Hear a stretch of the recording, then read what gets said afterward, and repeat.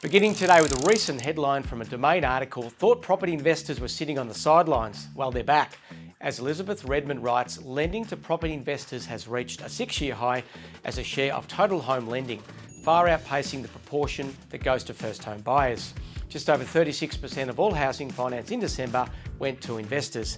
ABS figures show up from about 23% in the final months of 2020 as buyers bank on the chance of improved investment returns.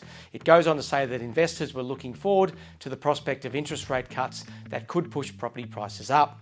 Obviously, rents have been surging for some time, making this asset class more appealing as returns are on the up. However, property investors have been left in the spotlight in the past week after Senate crossbenchers called on the major parties to scale back the use of negative gearing on investment properties.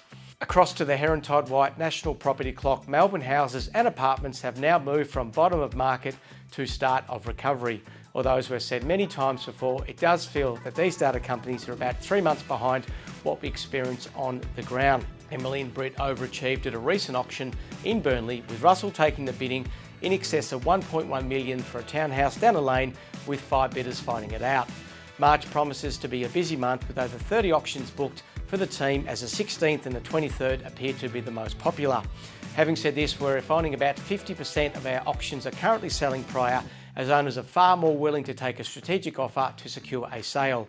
And finally, January inflation figures have just been released, holding at a steady 3.4%, which matches inflation for December, according to the ABS. This obviously doesn't mean prices are falling, but prices are increasing at a slow rate. Increased cost of housing, alcohol and tobacco were all contributing factors. This has now prompted further media headlines of potential rate cuts later in the year.